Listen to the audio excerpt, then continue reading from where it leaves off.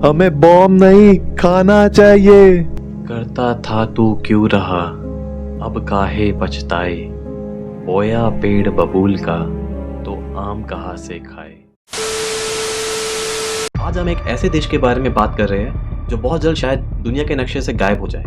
वर्षों तक इस देश ने जिन आतंकवादियों को पाला पोसा और हथियार दिए, आज वही आतंकवादी सांप बनकर उसे डस रहे हैं। जी हाँ, आपने सही पहचाना, ये कोई और देश नहीं बल्कि हमारा पड़ोसी मुल्क पाकिस्तान है। पर इस बार पाकिस्तान की जंग किसी आतंकवादियों से नहीं बल्कि लड़ाई है जिंदगी की, क्योंकि फिलहाल पाकिस्तान इतना गरीब हो चुका है कि उसके पास गीला करने को आटा तक नहीं। हमारी बदमाशी तुम्हारी, आटा महंगा, आटा महंगा, चीनी महंगी। और कहीं अगर मुट्ठी भर आटा मिल भी जाए तो उसके लिए लड़ाइयाँ हो रही है। आटा 320 रुपये किलो, प्याज 400, लहसुन 500, दाल 250, तो तेल 500 रुपये केजी। और वही दूध के दाम तो 112 तक पहुंच गए हैं। खाने के अलावा बिजली की भी ज़बरदस्त किल्लत है, इसलिए सरकार द्वारा लोगों को सलाह दी जा रही है कि वो अपना काम दिन में ही निपटा लें।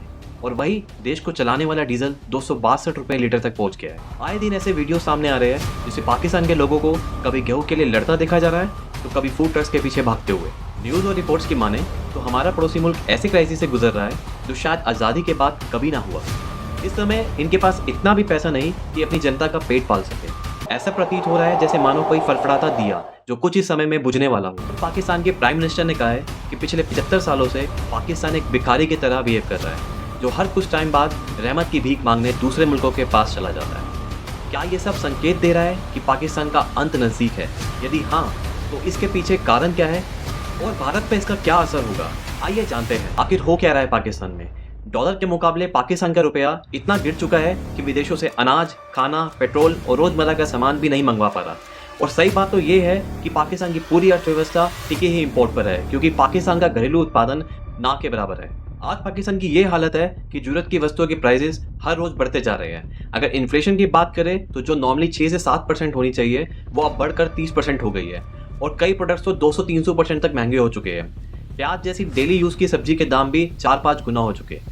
वही अगर चाय की बात करें तो खुद पाकिस्तान के एक मिनिस्टर ने लोगों से अपील की है कि चाय का कंजम्पशन कम करें, क्योंकि अब पाकिस्तान के पास चाय इंपोर्ट करने का भी पैसा नहीं। दफ्तर हो या मार्केट्स या फिर मॉल्स, सभी को 8 बजे के बाद खोलने पर रोक लगाई गई है, क्योंकि बिजली में बहुत कमी है और कुछ हफ्तों में शायद देश में बिजली भी ना रहे। यहाँ तक कि पाकिस्तान गवर्नमेंट ने अपनी वॉशिंगटन में एक प्रॉपर्टी बेचने का भी डिसीजन लिया है ताकि वो उस पैसे को यूज करके अपने लोगों की मदद कर सके। अब पाकिस्तान जाए भी तो कहा, क्योंकि आपने कहावत तो सुनी होगी कि बुरे वक्त में तो अपने भी मुंह फेर लेते हैं। वही हो रहा है आज इनके साथ। यूएई और दूसरे अरब देश जिनको पाकिस्तान अपना बड़ा भाई कहता था, आज उन्होंने भी पाकिस्तान की मदद करने से इनकार कर दिया है। हालात इतने ज़्यादा नाजुक है कि पाकिस्तान अपने सरकारी बैंक को गिरवी रखने के लिए तैयार है। तो चलिए अब इसके कुछ रीजंस को भी समझते हैं। जब से पाकिस्तान भारत से अलग हुआ है तब से वो अपने बजट का आधे से ज़्यादा हिस्सा मिलिट्री और वेपन्स में लगाते आ रहे हैं और बेसिक डेवलपमेंट के लिए पैसा दूसरे देशों से उधार लेते हैं। वही पाकिस्तान की पॉलिटिकल हिस्ट्री कुछ नेटफ्लिक्स के थ्रिलर शो की तरह है, जहाँ हर एक मोड़ पर एक नया ट्विस्ट आ जाता है। बार बार संविधान और लीडर्स का बदलना, तो कभी मिलिट्री के शासन की वजह से पाकिस्तान की इकॉनमी हमेशा अनस्टेबल रही है, क्योंकि एक सरकार जो काम शुरू करती है वो अगली सरकार के आने के बाद बंद हो जाता है। भारत के साथ आज़ादी मिलने के बावजूद भी इनका पहला इलेक्शन 23 साल बाद 1970 में हुआ और 1970 के बाद 50 सालों में इनके 29 प्राइम मिनिस्टर बदल चुके हैं। और इंटरेस्टिंग बात यह है कि किसी भी पीएम ने अपना 5 साल का कार्यकाल कंप्लीट नहीं किया है। इन्हीं 50 सालों में 18 बार उनके प्राइम मिनिस्टर को पोस्ट से हटाया गया है, चाहे वो करप्शन के कारण हो या मिलिट्री के दबाव के कारण। लास्ट ईयर ही पाकिस्तान के वर्ल्ड कप हीरो रहे इमरान खान को भी अपनी कुर्सी से हाथ धोना पड़ा, जो नए पाकिस्तान का सपना लेकर सत्ता में आए थे। लेकिन हुआ क्या, शहबाज शरीफ ने अपनी पार्टी के 7 और लोगों के साथ मिलकर इमरान खान गवर्नमेंट के खिलाफ नो कॉन्फिडेंस मोशन मूव किया और बेचारे खान साहब को कुर्सी से नीचे गिरा दिया। पाकिस्तान के पंजाब प्रांत के लोगों को बहुत होप थी कि शहबाज शरीफ पाकिस्तान को नया सूरत दिखाएंगे, बट होना क्या था, जैसे ही इन्होंने सत्ता संभाली तो इनके फाइनेंशियल पॉलिसीज एकदम इनइफेक्टिव निकले। पिछली गवर्नमेंट की पॉलिसीज को गलत दिखाने के लिए इन्होंने एकदम ऑपोजिट डिसीजंस लिए, जिन्होंने आज एक बड़े इकोनॉमिक डिजास्टर्स का रूप ले लिया है। वैसे तो कोई ये मसला 6-8 महीनों का नहीं है, पाकिस्तान की इकॉनमी काफ़ी समय से ही बुरे हाल में है और इनके लोन्स बढ़ते ही जा रहे हैं। वही वर्ल्ड बैंक का कहना है कि पाकिस्तान की इकॉनमी सिर्फ 2% से बढ़ेगी, जबकि इनका इन्फ्लेशन रेट 23% है। अगर आप इनके फॉरेन ट्रेड पे नज़र मारेंगे तो जहां इनके एक्सपोर्ट $30 बिलियन है, वही इंपोर्ट्स $90 बिलियन, जिससे साफ जाहिर है कि इनका फॉरेक्स रिजर्व किस रेट में गिर रहा है। जहाँ जीडीपी 348 बिलियन डॉलर है, वहीं इनके लोन्स 274 बिलियन डॉलर। साफ दिख रहा है ये देश कंगाली की ओर जा रहा है और एक एनपीए देश ना बन जाए। काफ़ी समय से मानो इन्होंने लोन्स का कोई लूप बना रखा है, जहाँ एक देश से लोन लेके दूसरे को रीपे किया जाता है। आज इनके फॉरेन रिजर्व बस 5.8 बिलियन डॉलर के बचे हैं, जबकि अगले 3 महीनों के लोन रिपेमेंट्स 8 बिलियन डॉलर। तो कहाँ से लाएगी पाकिस्तान इतना पैसा ताकि वहाँ के लोगों को सस्ते दामों पर खाने के लिए आटा दाल मिल सके। आज इनके मित्र देशों ने भी लोन देने से इनकार कर दिया है, क्योंकि इनकी लगातार बदलती गवर्नमेंट्स ने पाकिस्तान की रेपुटेशन को एकदम खराब कर दिया। वहीं इनके इस बुरे हाल का एक रीज़न क्लाइमेट डिजास्टर भी है। लास्ट ईयर कहीं सूखा पड़ा तो कहीं बाढ़, जिससे लॉस तकरीबन 30 बिलियन डॉलर्स का हुआ। अभी तक बाढ़ग्रस्त इलाकों के लिए सरकार ने कोई रीडेवलपमेंट का प्लान भी नहीं बनाया।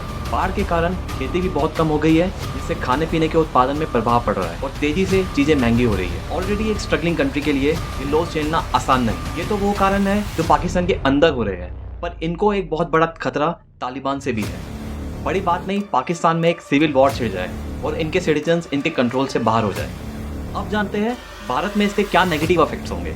यदि आपके पड़ोस के घर पे आग लगी हो तो चांसेस है कि कुछ आग की लपटें या धुआं आपके घर पे भी आए। पहले श्रीलंका और अब पाकिस्तान, दोनों हमारे पड़ोसी मुल्क इतने बुरे समय से गुजर रहे हैं, जिन्हें चाइना पूरी कोशिश करेगा अपने डेप्थ के जाल में फंसाकर इंडिया पर स्ट्रेटेजिक कंट्रोल बनाने का। साथ ही साथ गिलगिट बाल्टिस्तान जो कि पीओके में है, वह ऑलरेडी इंडिया में मिलने की मुहिम शुरू हो गई है। काफ़ी फुटेज देखने को मिल रही है जिसमें पीओके के लोग वहाँ से भाग के भारत में आने की कोशिश कर रहे हैं। ये कोई नया नहीं है, जब पीओके के लोगों ने पाकिस्तान की हुकूमत के खिलाफ उनके दोगले रवैये को लेकर आवाज़ उठाई हो। पर अभी महंगाई के कारण ये मामला बहुत गर्म रुख ले रहा है। पीओके के लोगों ने बहुत से मुद्दे उठाए हैं, जैसे food subsidy, load shedding, illegal land occupation और वहाँ के नेचुरल रिसोर्सेज का एक्सप्लोरेशन।